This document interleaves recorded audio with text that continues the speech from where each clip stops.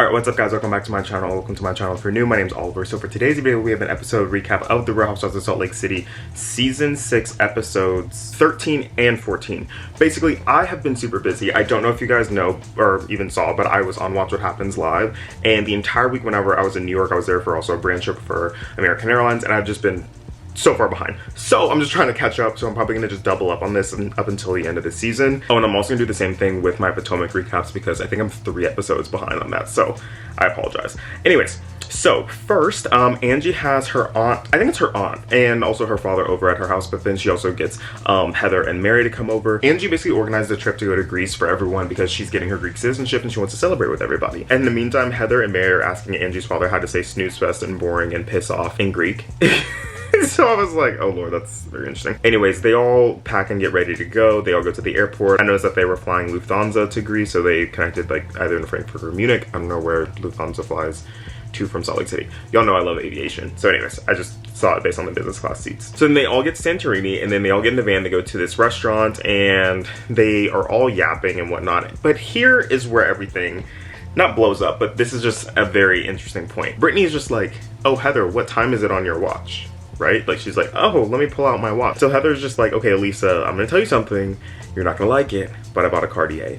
And Lisa's like, good, I'm happy for you. Basically, Heather was saying that during the layover, Lisa and Angie were getting into it about the Cartier, right? Because apparently Lisa was like, Angie, you copied me with the Cartier. So then Heather and Whitney were overhearing it. So then they both went to duty free and bought a Cartier. And Heather is just like convinced that Lisa's irritated by it since Angie and Lisa were going back and forth about it. Mary's like, y'all are arguing about Cartier watches? That's a grandma watch, which I'm wearing my grandma watch now, I guess. So now even in my outfit of the day videos, I can't even just say like, you know, usual suspects. I'll say usual suspects, you know, grandma watch, aka my Cartier. But then Angie's like, yeah, everyone has beautiful things, like we can all afford it. But Lisa, yeah, you do say that about people. And then Lisa's like, well, yeah, I wore Schiaparelli and then you wore Schiaparelli. And then Angie's like, well, I've had a Cartier for over 10 years. It's so old that it's on Facebook. I love how that's the determining factor if it's old or not, if it's on Facebook. Then Angie's like, oh, you're snobby. And Lisa's like, I'm not snobby. And then Bronwyn is over here on the side loving this combo. But she's like, you know, I do want to know who actually had the Cartier first. But then Angie's like, I've had my Rolex first. Lisa's like, I never saw it. And then Angie's like, I've had my Porsche first. Actually, they keep saying Porsche. It's Porsche. But I'll just say it how they said it to make it quicker. Then Angie was like, I had my Porsche first. Lisa's like, I've had my Porsche forever. And then Angie's like, I've had 5 of them. And Lisa's like, I'm on 4. And then she's like, well, I'm 1 up on you there. And then Lisa's like, it's not a competition, but mine's a 2025. See, I would hate to be in that conversation because my Porsche is a couple years older than that. So like... But anyways, they move on. They're just like cheers to things. So yeah, the next day, they finally like they wake up the next day. They're getting ready. They finally show off the villa where they're staying. It's a very nice villa. It looks really nice. I remember I went to Greece. I didn't go to Santorini. I went to Mykonos and Athens. The villas were insane. The views were insane as well. They're discussing the plans for the day and they're going to the beach. They get on the van and Meredith is talking to Heather. She's like, I think there was a misunderstanding about me calling you a liar, so let's just talk later. Meredith wants to talk. She wants to talk to Heather, but like Heather seems like really distant. Not distant, but she's like, she just doesn't really want to talk to Meredith, which we'll get into that later. And then Mary starts talking about how Bronwyn and Heather have bucket face shapes and how bucket face shaped people have brainiacs. She also said that square shaped face people are dingbats, like Brittany. Like they cut to Brittany. I'm not saying that from my mouth, but like they cut to Brittany like on the show whenever Mary said like, if you have a square face, you are a dingbat. So then they go to eat and the conversation gets real interesting here. They get onto Bronwyn and Todd. Bronwyn is saying something in a completely different tune than what she said whenever she, Mary, Angie, Brittany, and Heather were all hanging out about what happened with she and Todd liking the photo and whatnot, and how she had like kicked him out of the house. So she's saying something in a completely different tune. And she's saying that, you know, she's super happy with Todd and they have no issues in the relationship. And Heather and Whitney are very confused by this because they're like, what does Bronwyn even want us to think? Because she put all this information out there about she and Todd and now she's backpedaling. And then Mary chimes in and Mary's like, well, when you say stuff, it comes across as if there's trouble, and then when it comes back, you can't pretend that nothing's happening, which is very true. Then both Heather and Angie said that Bronwyn said that she asked Todd to leave, so they're all just perplexed. They're like, what is actually going on here? And then Meredith chimes in and she's like, okay, Bronwyn, like, I support you because I've been in your shoes before, but I'm gonna let you know this is not gonna be the last time that they talk about your experience in your marriage, like in this group. This will not be the last time. That's some foreshadowing, just so you'll know. I mean, I think everybody knows now, but yeah.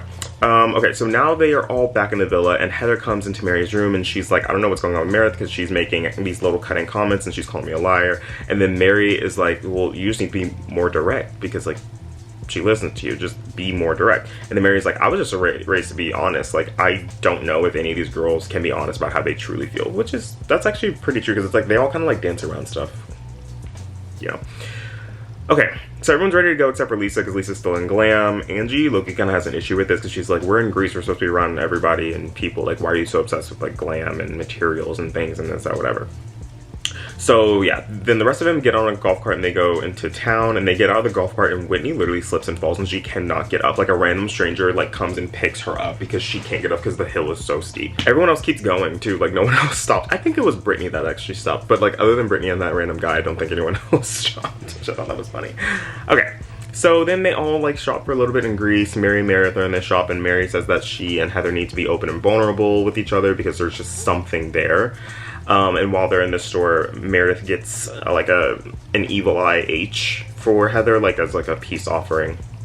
And then Lisa eventually arrives, and Angie's like, okay, I'm confused. Like, does Lisa even want to be around us or no? That's what I was saying earlier. Angie is like, okay, Lisa, can you be on time tomorrow? And then Lisa's like, wow, I didn't know that Greece had mosquitoes, but there's one sitting across from me right now, and I just want to smack it.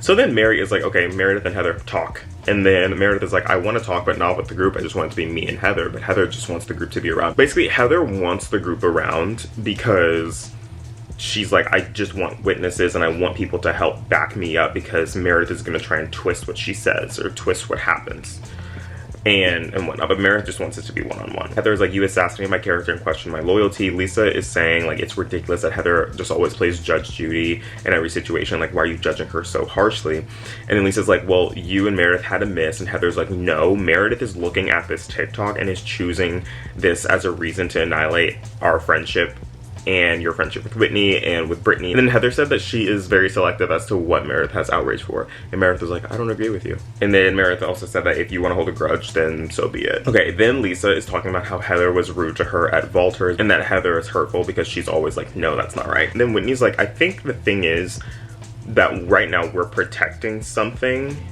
that happened, and all my friends are fighting. And like, Whitney's crying while she's saying all this. And then Whitney said, Meredith, you messed up and we're all paying the price for it. I'm like, in my mind, I'm like, wait, how are they paying the price? I guess it's because it's like they're kind of being like gaslit a little bit. I don't know fully like what she means by that, but if any of you guys have an idea, please comment below. Okay, so then Whitney says that she doesn't have, so then Meredith is like, Whitney is the pot star of this group, but we always give her a free pass because she's always on some kind of healing journey. And then Whitney said that she doesn't think that Meredith has a problem, but she thinks that Meredith is a problem right now. And then Meredith said that everyone's done things much worse, and she gets up and leaves, and Lisa follows. And then Heather said that she feels much worse than she did before she came to dinner. Okay, so that's episode 13. That was a lot. I'm liking the Greece trip so far because it's just like, it's very pretty, but a lot's happening. Okay, so now let's get on to episode 14. This is the very next day, and it's Mother's Day. So Angie and Heather are in the kitchen, and they see a list in the kitchen with all of their faces and all the commandments. You guys remember the episode with the whole George Washington wigs and stuff? Whenever, I think it was Brahma was like, okay, we all need to make a list of like amendments. Not commandments, amendments. that's what it was. And then Bronwyn appears, and she says that, you know, like, it's just like a funny little reverse sticker chart so that we don't want to get like marks on it. So like, whatever they said that their amendment was, like, you know, I'm not going to call someone this. If they do, then like, it's going to get marked on their thing, you know. Then they all eat breakfast outside, and they're all like, oh, happy Mother's Day, y'all. And then they're like, dang, we're without our kids. Heather is thrilled that she's having Mother's Day without her kids. And Brittany's just like, you know, it's always bittersweet for her because it's like, you know, she has a complicated and nuanced relationship with her kids. And I'm like, so then they all keep laughing and joking, and Brittany is all like, oh my gosh, notice how we're all having fun and one person isn't here. But yeah, anyways, they all keep talking about Meredith, and then Mary goes to talk to Meredith, and then Meredith is just like, I'm just tired of this, and then Bad Weather or Mean Girls, I'm just really not in the mood. Meredith is saying that she's tired of Whitney making all of these different accusations, and Mary is basically just saying, like, I get what Whitney is saying, but you also need to tell her how you feel. I love Mary's position with all of this. She's just like, you all need to just say how you truly feel. And that's Mary's whole thing. Like, she's always been like that since season 1, I'm pretty sure.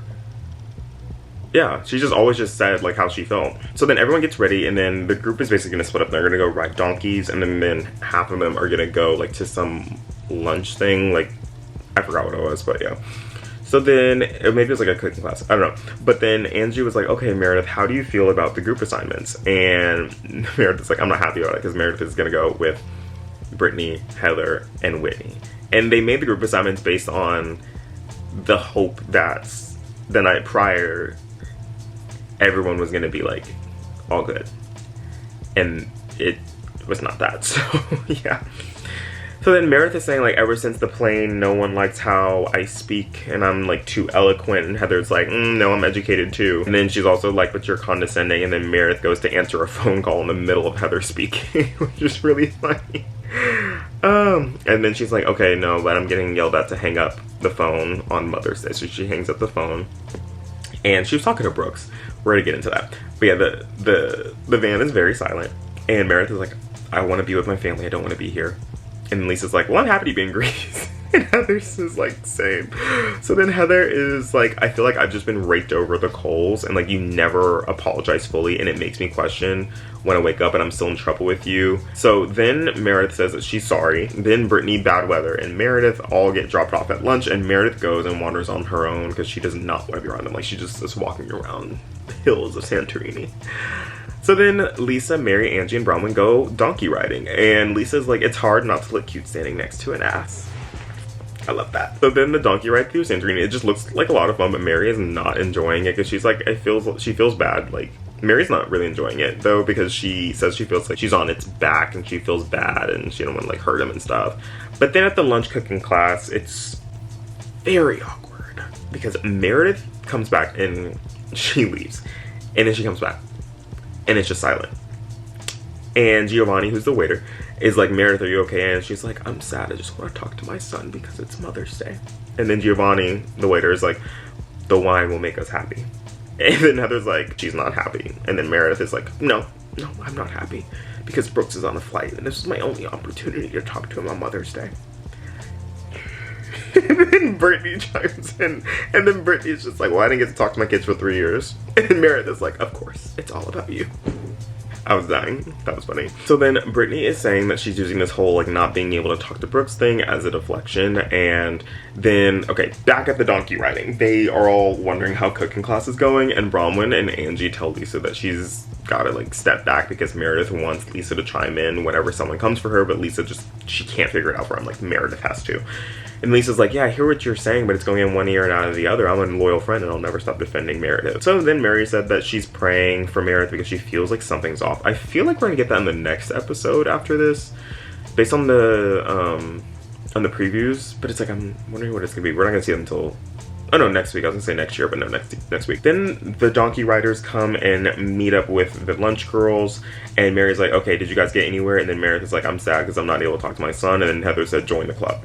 And then Meredith is like, am I allowed to be upset for like 5 minutes? And then Whitney apologizes for the pill popping thing, and she says she should have never called her those things, but that doesn't really take away from her concern from her friend. So yeah.